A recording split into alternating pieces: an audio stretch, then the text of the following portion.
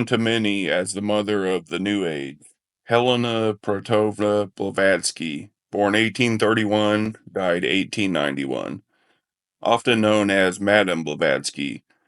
She was of Russian and American descent. She was a mystic and writer who co-founded the Theosophical Society, which was an esoteric new religious movement which incorporated mysticism and occult teachings into its foundations. In 1849, she embarked on a series of world travels to many places, one of which being Tibet, the Himalayan mountains, where she claimed to encounter a group of spiritual adepts she called the Masters of Ancient Wisdom, or the Ascended Masters, also known as the White Brotherhood. By the 1870s, Blavatsky was involved in the spiritual movement. In 1873, she moved to New York, where she met Henry Steele Olcott, a high-ranking military officer and Freemason, which both ended up co-founding the Theosophical Society in 1875. Her theosophical doctrine helped the spread of Hinduist and Buddhist beliefs into the Western Hemisphere, which led to the birth of the New Age movement as we know it today. At a time when women, like children, were expected to be seen and not heard, it was said that she left her husband to become a trick rider in the circus. Traveling alone, she entered forbidden Tibet. She was a spiritual genius and the mother of the New Age. Good storyteller. A fascinating conversationalist who attracted people everywhere she went. Given her lifelong concern with things mystical, metaphysical, and spiritual, it's perhaps surprising to discover that she had an effect on the world we know in ways we could hardly imagine. Nobody else could give what she gave to the world. Helena Petrovna Blavatsky, Madame Blavatsky, HPB, whatever you call her, she was a larger-than-life woman, a true spiritual traveler. Few would contest her right to be called the mother of the New Age. Before HPB, every right-thinking European... First, to thank yourself for practicing yoga today. Few in the Toronto of the 19th century would have ever heard of yoga, let alone practiced it. For taking this time to connect with yourself and the world around you. Today, in almost any city on the planet, you can choose between dozens of flavors of this ancient physical and mystical practice of India. Whether you prefer it stripped of religious implications or in a more traditional form, you can buy your specialized yoga clothes, slippers, pillow, or mat, and none of your friends will even blink an eye. It's not just yoga that has become part of Western life. It's everything from crystals to religious icons to books on esoteric secrets of the East and West. Not that long ago, these concepts would have seemed very odd to us indeed. The most important thing about Blavatsky is her role in trying to synthesize a global spirituality that explains all religions. That's something that is almost standard now among New Age gurus of various sorts, but she was the first person who took on the task of trying to explain the entire gamut of human spirituality and to embody what she had learned in the course of studying all these religious traditions in a spiritual path that somehow transcended and incorporated all of them. This woman who was ahead of her time, who had an impact on our world in far-reaching ways, began life as Helena Petrovna von Hahn. She was born in what is today the Ukraine in 1831. She came from a fairly prominent family. Her father was a military officer who was frequently away from home and sometimes took the family with him to far-flung spots in the expanding Russian Empire. Her mother was one of Russia's most respected writers, and because she wrote about women and what miserable lives they had, she was known as the Russian George Sand. She showed some tendency towards what we would call psychic phenomena, and was a rather impetuous child, very independent-minded. She was, beginning in childhood, but more in adolescence, also exposed to Russian occultism in the form of Freemasonry and Rosicrucianism, because her great-grandfather had a vast library that in her later recollections she said she had devoured every book in. It could be that this is where she got much of her knowledge that she was famous for in later life. So Blavatsky had a taste for the exotic from very early childhood because of the cosmopolitan circumstances of her family. As a child, Helena displayed unusual behavior. She had disturbing visions, spoke to invisible playmates, and told stories of exotic adventures where she was the heroine.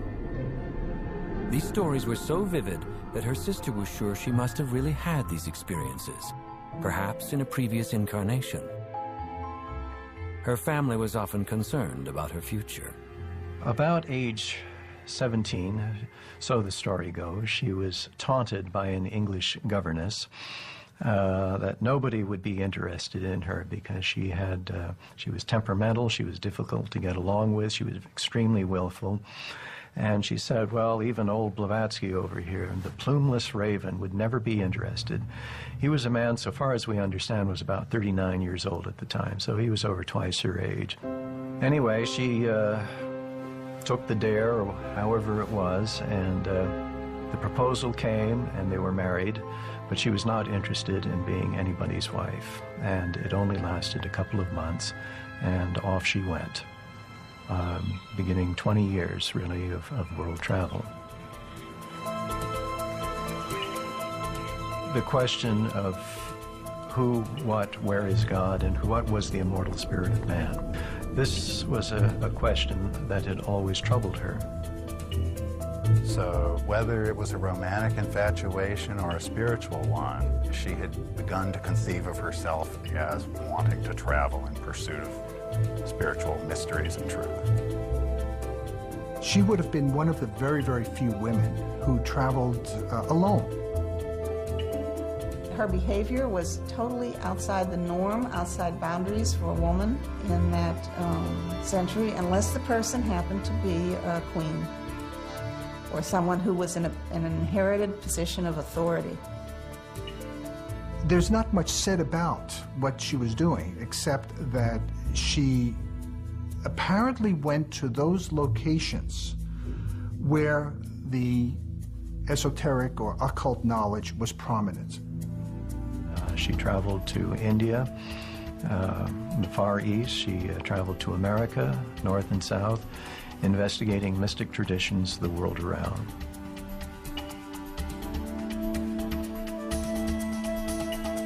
Deeply interested in the beliefs and cultures of the world, mostly in Eastern Europe in the company of a man named Agárdi Mitrović, who was a Hungarian opera singer and also a political radical who involved her in the struggle against the Catholic domination of Italy.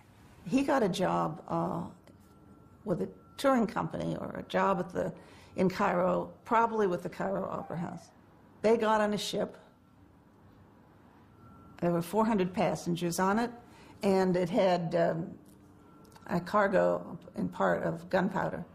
And the ship blew up off the coast of Greece. Agárdi went down with the ship. Most of the people went down with the ship. Blavatsky survived.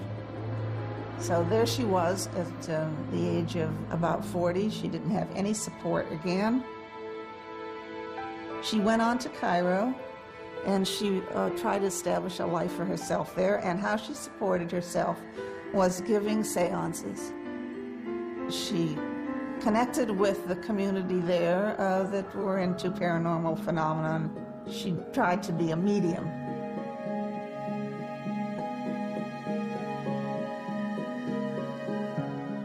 Although very interested in spiritualism, HPB's understanding of the phenomena was somewhat different than her fellow mediums.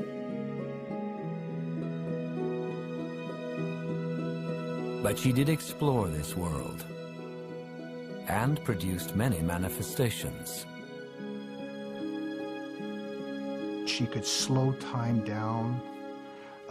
Some other examples where she could make things appear or disappear. Yes, so all of these were demonstrated by her. Whether these were tricks or not, many would probably say they were.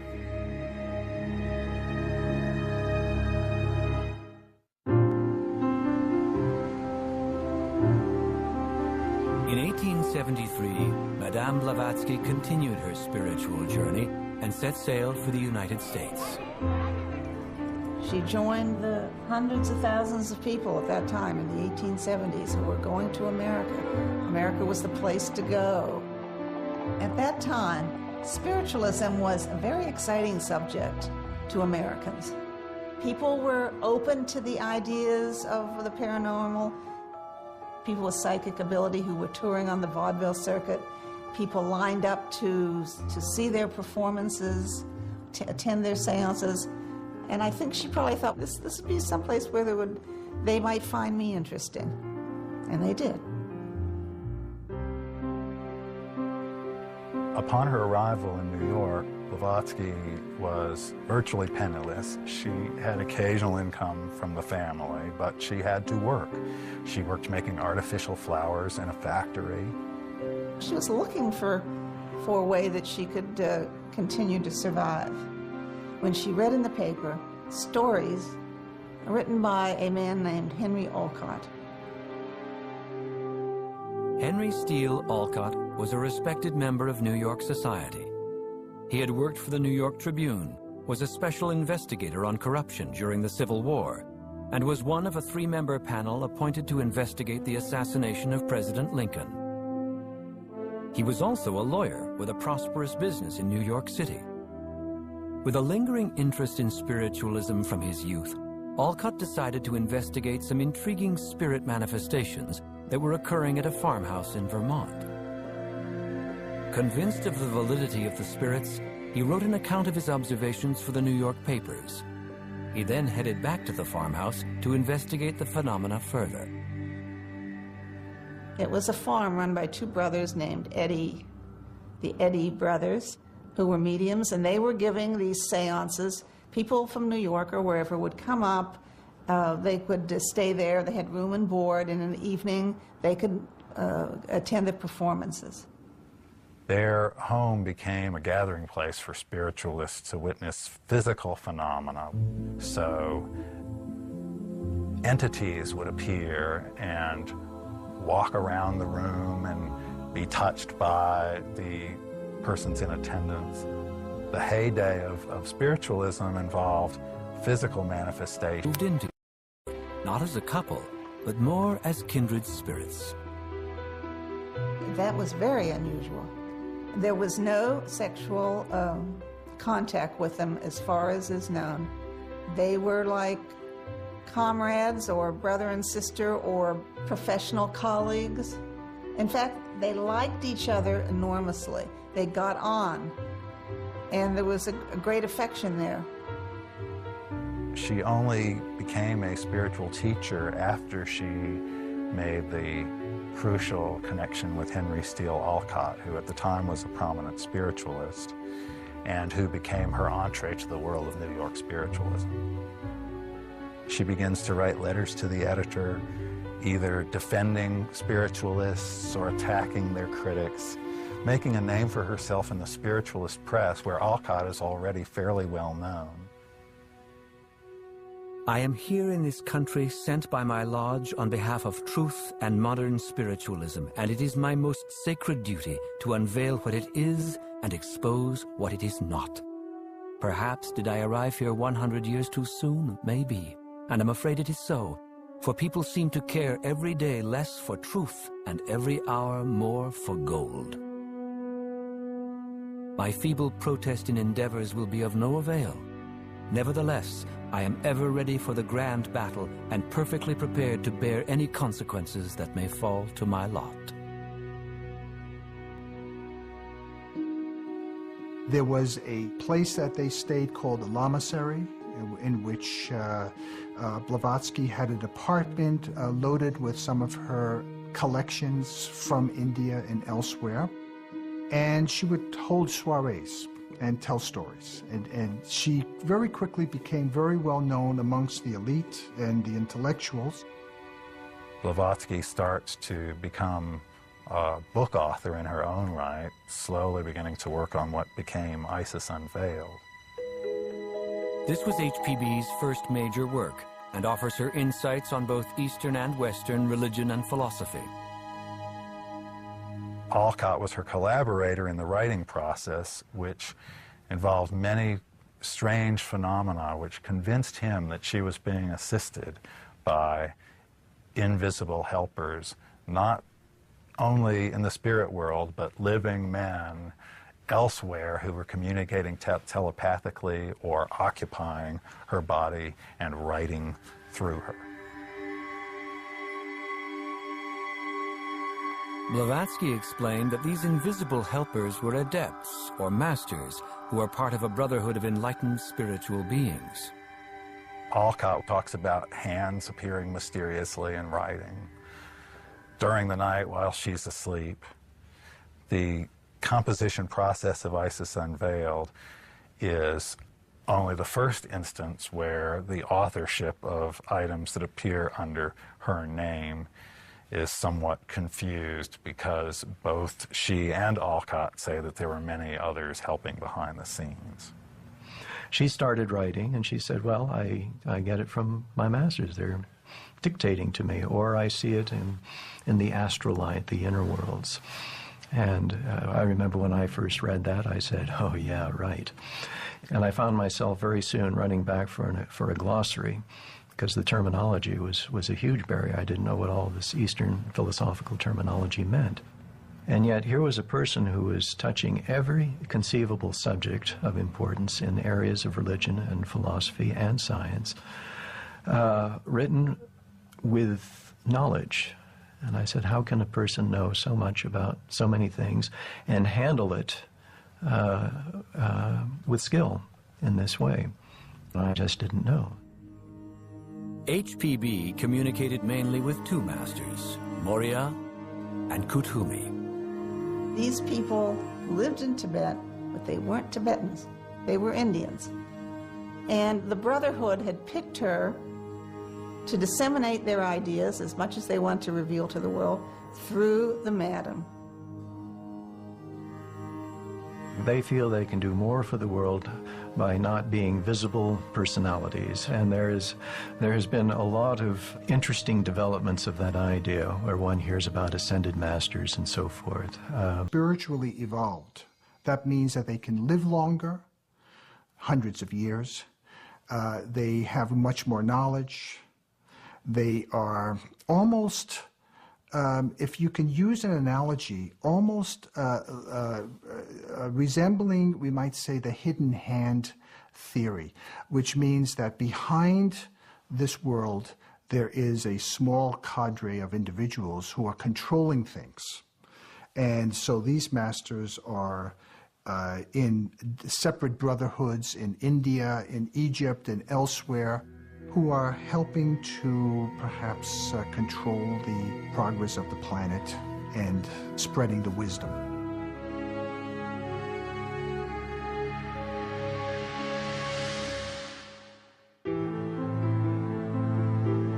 While living in New York, many guests visited the lamasery and were entertained and intrigued by HPB's stories. They were also touched by something profoundly important in our words. The two of them had many discussions, and they also had many visitors to their apartment, people who were also interested in the occult, who found everything that Madame had to say very interesting. And at some point, Alcott said to this little group, wouldn't it be useful to form a club or a society to study the occult phenomenon further? And Madame Blavatsky said, yes, that's a very good idea. The Theosophical Society was formed in 1875 and still exists today with branches all over the world. And the original objective of the society was very simple, one sentence long: to collect and diffuse a knowledge of the laws of the universe. period. Once a student abandons the old trodden highway of routine and enters upon the solitary path of independent thought, Godward, he is a theosophist, an original thinker, a seeker after the eternal truth with an inspiration of his own to solve the universal problems. According to HPB, theosophy or divine wisdom refers to the ultimate truth of the supreme, the cosmos, and humanity. It is a truth that has existed from the dawn of time. Theosophy is some way a connection between the world and the divine. And what is in the world reflects the divine and is the divine. So the idea is a unified teaching in which everything literally is God. There has been some question about how the masters communicated with HPB from their home in Tibet. Along with Alcott, many of Blavatsky's followers claim to see these masters as well. Some explain this as examples of astral projection. There is quite a bit mentioned about out-of-body experiences or astral projection. So it could very well be that this was the true purpose of the society. How do you, in fact, go beyond your ordinary imperfect self and become perfected, to become an adept, for instance? And it seems to me that if you put this together with the notion of the masters, it could very well be that the masters were perceived to be human beings who projected themselves out of the body. And that was the reason why they can go literally anywhere in the world to communicate with individuals. That is the reason why masters were not looked upon with skepticism, that they did have this ability and that they themselves, theosophists, expected to have this same ability. Perhaps this helps to explain some of the unusual phenomena that HPB was said to perform. Alcott describes her in some cases as performing phenomena that are hard to explain now, but perhaps only either genuineness or hypnosis explains her being able to physically transform her appearance into that of a man with black hair and then change back into herself. Alcott describes things like this that are just impossible to interpret, but remain fascinating as to what was really going on. Wider audience.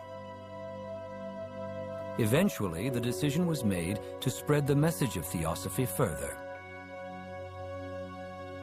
They remained in New York until 1878, when the decision was made, probably on Alcott's advice, that they, Blavatsky and he, go to India,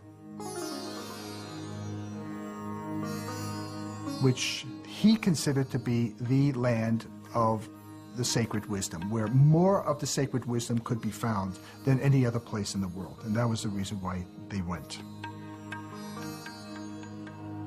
They were received with open arms by the native populace, the Indians, because they were perceived to be two individuals who came to investigate their religion, not to try to convert them to Christianity, as was the usual. The British had ruled India since 1858. Even before then, European commercial interests had been in control. There was no lack of Indians who saw themselves through European eyes as backward heathens. The natives felt that their cultures were under assault by the West, and particularly the missionaries, and they saw Blavatsky and Alcott as very welcome allies in the struggle to revive their own cultural traditions and shake off the domination of Christianity. This was the beginning of Alcott's work to try to revive Buddhism in South and Southeast Asia. And for a large degree, Alcott was successful. Blavatsky also supposedly gave Indians a better understanding and more respect for their own culture. And it's possible to connect some dots between her admiration for the Indians and her respect for them, and Indian nationalism through the first half of the 20th century and the ultimate independence of India. They were the first Westerners to become Buddhists in a formal, official ceremony. There were certainly Westerners who became admirers of Buddhism before that, but never this kind of formal affiliation. Once they became established, eventually they headed over to Madras and they bought some property called Huddlestone Gardens. And that became the future headquarters of the Theosophical Society. It was around this time that they met A.P. Sinnett, who was to become a very important figure later on in the society. Sinnett was the editor of the Pioneer, and he publicized the coming of the two Theosophists. And he had, after meeting Blavatsky, some questions about Theosophy, what the teaching was all about, and apparently was contacted by a master through a letter. And out of this came a correspondence that lasted from about 1880 to 1886. The number of letters was about 145 that were exchanged. All of these letters were written either by Kuthumi or Maitreya. Sinnett was not the only one who received letters from the masters. There were those who believed wholeheartedly in their authenticity. Others had their doubts. She did miracles like crazy. The letters from Kuthumi giving instructions to her or just giving information were flying like crazy. They landed on people's heads. They landed next to them on a table. The letters sometimes came through the mail. Whoever she wished to influence or wished to convince that she was who she said she was came through these letters, which I referred to, not really facetiously, but as the astral post office. People were, a lot of these people, like Alfred Sinnett, were people who were almost like Olcott. They wanted very badly to believe in what she said. They also didn't want to be made to seem like fools. So their job was to keep their own beliefs, to support her, to prop her up, and to try to convince everyone that, yes, she was right, yes, there were this brotherhood, because the idea of the brotherhood was very intriguing. And in a way, it still is. I mean, the idea of a group that's looking out for the best interests of the world, that reincarnate when the world needs them, someone who's keeping track of things. It's not just all chaos. In London. My heart is broken physically and morally. For the first, I do not care. Master shall take care it does not burst so long as I am needed. In the second case, there is no help. I was ready to shed the last drop of life in me, give up every hope for the last shred of, I shall not say happiness, but rest and comfort in this life of torture for the cause I serve and for every true theosophist. She again presided over a lodge in London that was a very hot ticket to be invited to attend. And it was not simply theosophists that came to see her, but anybody who was interested in the subjects that she discussed and in meeting a very controversial and intriguing figure. Then, in the last 2 years of her life, she drew the attention of a well-known British woman named Annie Besant. Annie Besant was a feminist, a union organizer, a writer, a person who was enormously admired in British society. Getting the approval of a woman like Annie Besant brought her enormous number of new converts, much better press than she had ever had before. Madame Blavatsky left the Theosophical Society to Annie Besant. She turned it over to her, and with that, she achieved the ultimate respectability. Her sincerity increased over the course of her career. So she learns from her mistakes. And in the last few years, when she's doing most of her writings, she's a much more careful and responsible person than she was when she was in the throes. She wrote The Secret Doctrine, the synthesis of science, religion, and philosophy. This is Blavatsky's masterwork on theosophy, covering cosmic, planetary, and human evolution, as well as science, religion, and mythology. With much of her writing over the years, questions have been raised regarding source material. She was careless and can be blamed for plagiarism in terms of improper citations. But she did try to give citations and was adhering to the standards of the day as best she was able to. She never deliberately misrepresents the content of any spiritual teaching, as best I can tell. And obviously that means that she wants to be taken seriously as somebody participating in the intellectual debates of her time.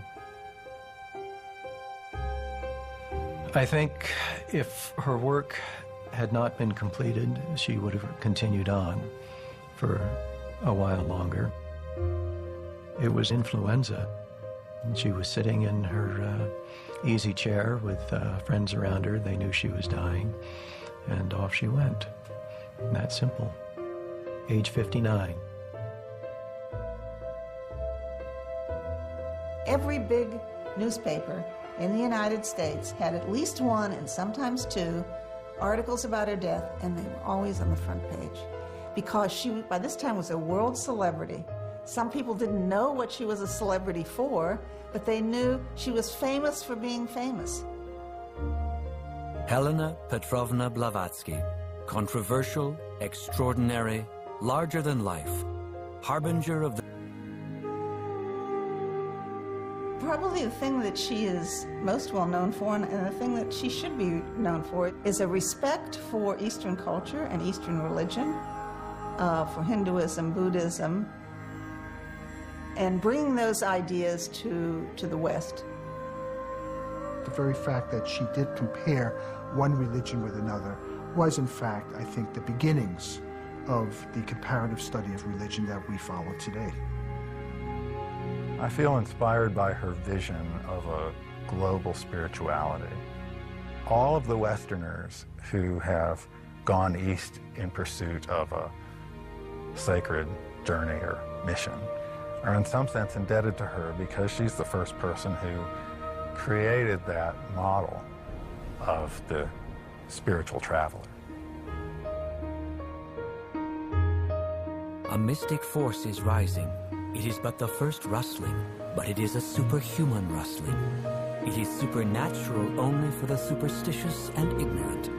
The spirit of truth is passing now over the face of dark waters, and imparting them is compelling them to reveal their spiritual treasures. And this spirit is a force that cannot be hindered and can never, never be stopped.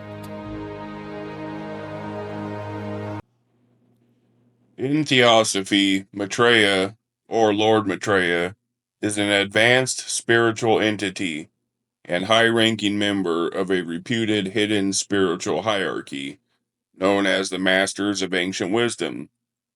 One of the hierarchy's functions is to oversee the evolution of humankind. Maitreya is said to hold the office of world teacher. Theosophical texts state that the purpose of his office is to facilitate the transfer of knowledge about the true constitution and workings of existence and humankind. The first mention of Maitreya in theosophical context occurred in the 1883 work called Esoteric Buddhism by Alfred Percy Sennett, an early theosophical writer, and it was greatly expounded on in the 1888 Blavatsky book The Secret Doctrine, Homie in Christ, which showed the Messianic Maitreya figure is linked to both Buddhist and Hindu religion traditions. In theosophical texts, Maitreya is said to have numerous manifestations or incarnations. In the theorized ancient continent of Atlantis, as a hierophant in ancient Egypt, as the Hindu deity Krishna, as a high priest in ancient India, and as Christ during the 3 years of ministry of Jesus, which is blasphemy. A pretty good candidate for the Antichrist. So, if Blavatsky was known as the harbinger of the New Age, Benjamin Krim could possibly be known as the harbinger of hell. Let's take a closer look and see who Benjamin Krim and Maitreya is.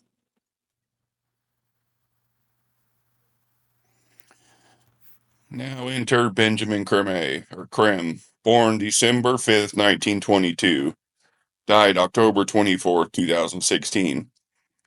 Benjamin Krim was a Scottish artist, esoteric writer, and editor for Share International magazine. Krim asserted that the second coming, prophesied by many religions, would come in the form of Maitreya, the world teacher.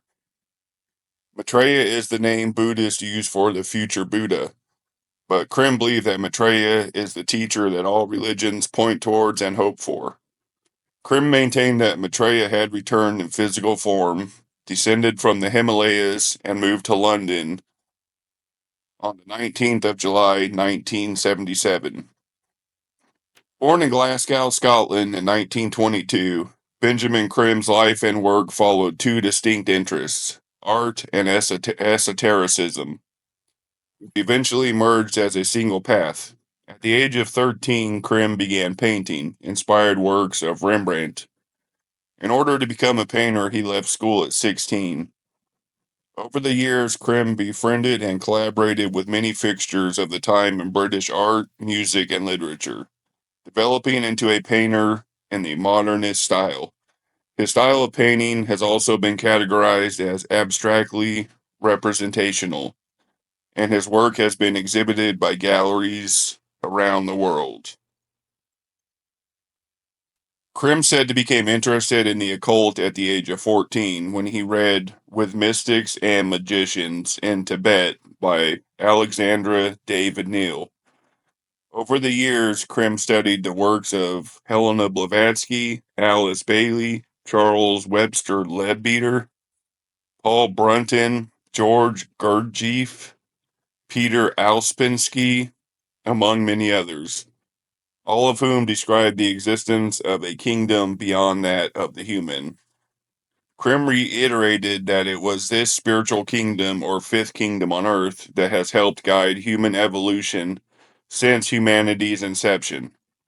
Krim explained further about how this kingdom or spiritual hierarchy of hidden masters is composed of the masters of wisdom, great beings who mastered themselves over many lifetimes.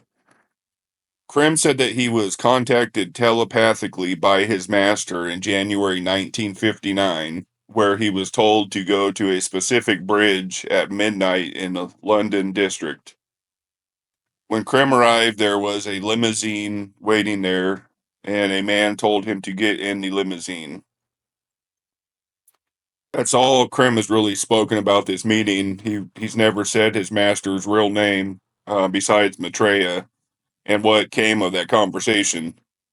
All that is known is shortly after that conversation on the bridge, Krim's central message started to announce the emergence of this group of enlightened spiritual teachers who would guide humanity forward into a new epoch, the Aquarian age of peace and brotherhood based on the principles of love and sharing. At the head of this group would be one who occupies the office of the Christ, Maitreya, the world teacher. Blasphemy. Expected by all the major religions as their awaited one. The Christ to Christians, Imam Mahdi to Muslims, the Messiah for Jews, and the fifth Buddha, i.e., Maitreya, for Buddhists.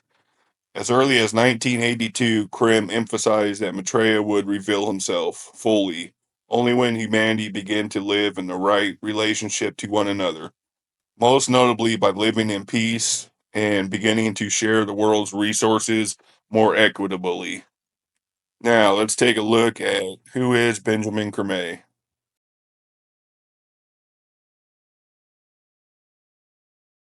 The 11th of June, 1988, in Nairobi, a most extraordinary event.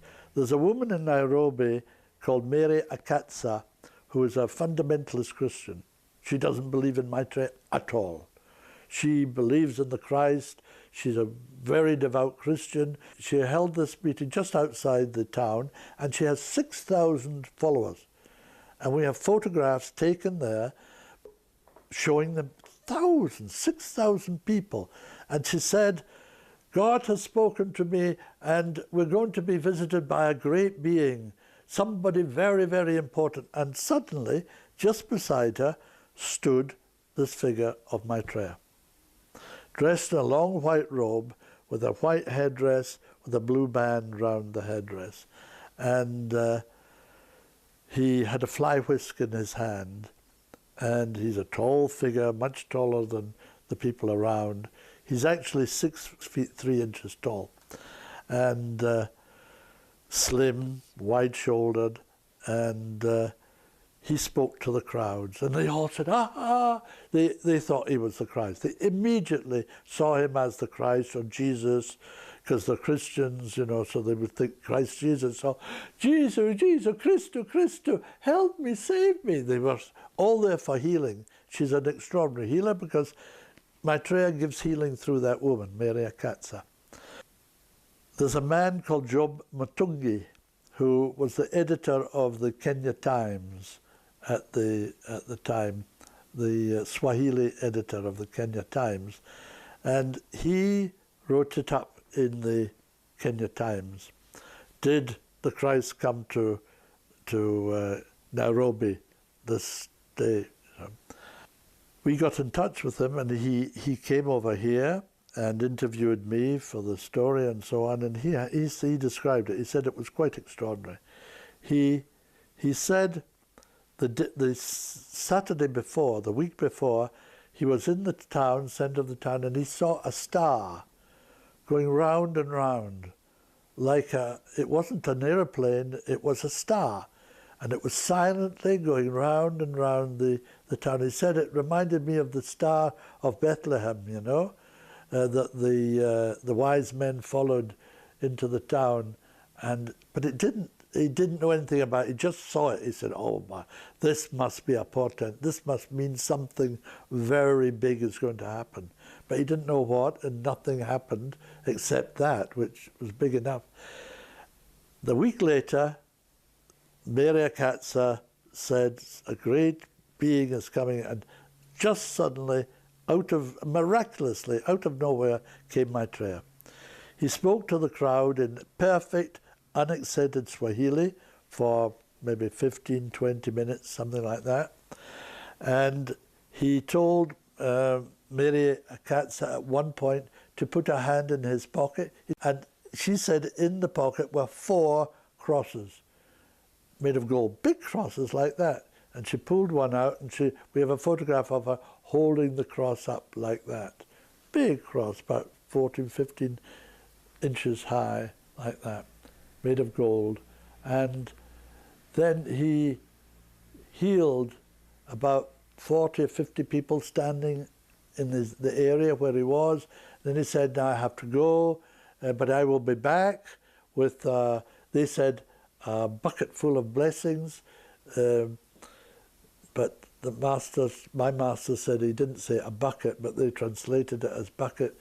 He said a vessel. I will be back with a vessel full of blessings. And he said, I have to go. And somebody there, one of the group there, said, well, I have a car. Can I take you to the station? So he got in the car, but he only went about 100 yards. And they said, I have to get out here. So he got out of the car and walked away, and he took a few steps and just disappeared, literally disappeared again. That was all over the world. CNN, BBC, Japanese television, it just covered the world for 2 days. But, you know, it wasn't football, it was the Christ, it wasn't too important, and so it just disappeared. It just became nothing.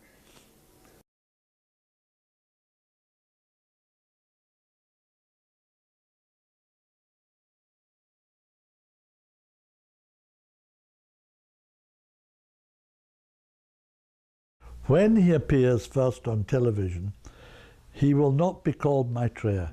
And people have to recognize Maitreya himself. If you phoned me up and said, I saw somebody on American television, is that Maitreya? I would not be allowed to tell you. I would not say, yes, it was, or no, it wasn't.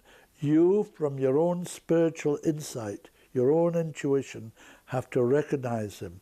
I can tell you what he is about, what his concerns are, how he will appear, how he will speak, how he will, what he will address, what are the problems that he will address.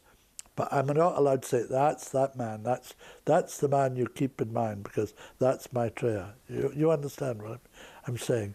So people then have the task, the media will have the same task. If a media, well, Mr. Graham, I hear that Maitreya's in the world, gave a talk, appeared on such and such. Well, I think it might be him. Can you confirm that was a... I wouldn't be allowed to confirm it. You see, I'd say, well, you know, to myself, I might say, oh, well, he's got it, you know, if he's right.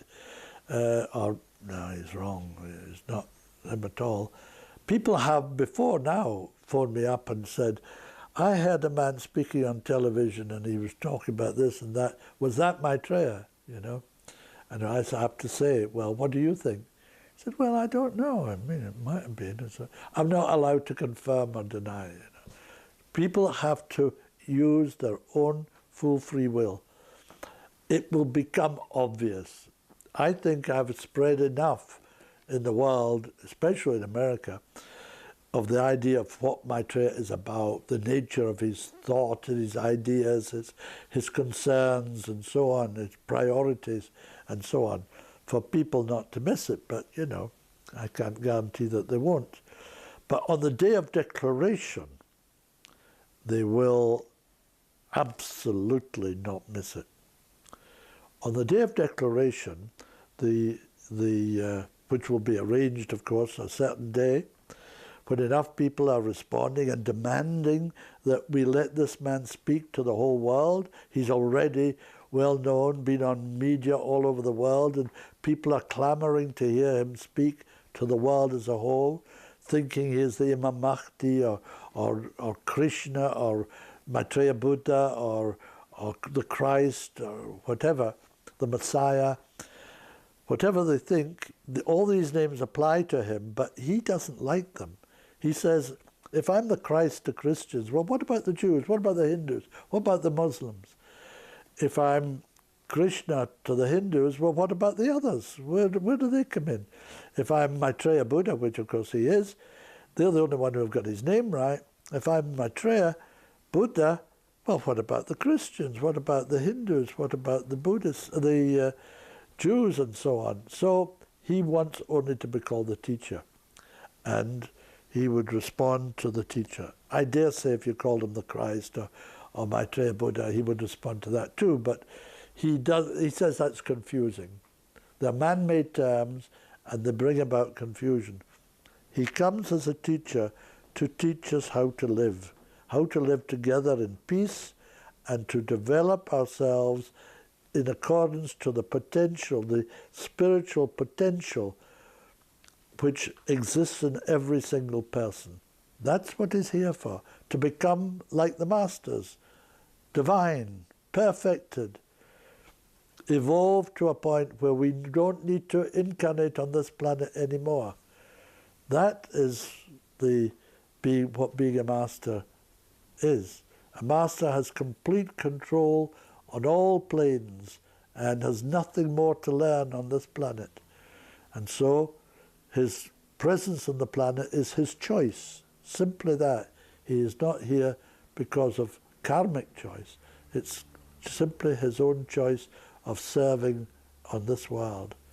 And not all the masters do. Some go on to other planets or even out of the solar system. On the day of declaration, to get back to that, he will, I don't know how long it will take, maybe 30 minutes, 35 minutes, something, 40 minutes, something like that. He will not speak, not say a word, but his thoughts, his ideas will be heard inwardly, telepathically, by everybody in the world, everybody above the age of 14. So if you're 14, you're Slovenian, you'll hear him in Slovenian. If you're Russian, you'll hear him in Russian. Americans in American, English in English, French in French, Dutch in Dutch, and so on. He will come into telepathic rapport with every adult in the world, and each of us will hear him inwardly, telepathically, in our own language. So you will hear him as if he's speaking directly to you, which in a sense he is. He thinks what he's wanting to say, and our brains will simply translate that into Slovenian, French, Dutch, German, Spanish, whatever. He will give a kind of account of the long history of humanity, show how old we are, from what a height, a spiritual height, we have descended into this materiality of today, endangering the very future of the species, and at the same time showing the future, what it can be like if we just accept that we're brothers and sisters of one humanity. We can create a civilization based on that, which will take us, as he puts it, to the very stars. And the masters will give to humanity their insight, their wisdom, their age-old wisdom and experience and knowledge, and stimulate and galvanize humanity into creating the most brilliant civilization. While this is going on, his energy, which we call the Christ principle, the energy of love, will flow out in tremendous potency throughout the world. He has said it will be as if I embrace the world. People will feel it even physically. And at the same time, and this will create an inner certainty that this is the Christ, an intuitive understanding of the message, a heartfelt response to the message. And on the physical plane, there will be hundreds of thousands of spontaneous miracle cures, healings all over the planet. And in these three ways, you will know that that one is the Christ, the world teacher, the Imam Mahdi, the Messiah, Maitreya Buddha, Krishna. By whatever name you await him, you will know that that one has come and beginning his outer mission in the world.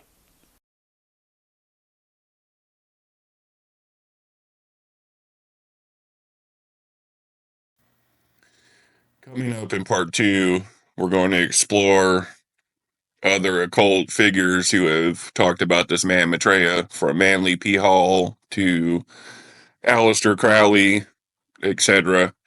This first one was just a quick intro into the beginning of the New Age through Helena Blavatsky and the others, Alice Bailey, just to show the connection that the New Age has always been behind this man Maitreya since the beginning of their foundation. They've all spoken about this awaited man who is the leader of all religions. So part 1 was a real quick look into the beginnings of the New Age and Benjamin Creme and all these people who promote this man Maitreya. Coming up in part 2, we are going to get into who is Maitreya, where did he come from, and the ramifications of what could happen if he's a real person. So thanks for joining, guys, on this first one, and we will continue on part 2. It'll be here coming sometime in the near future. So I hope you guys enjoyed, and we'll catch you guys for part 2. God bless. Put your faith in Jesus Christ.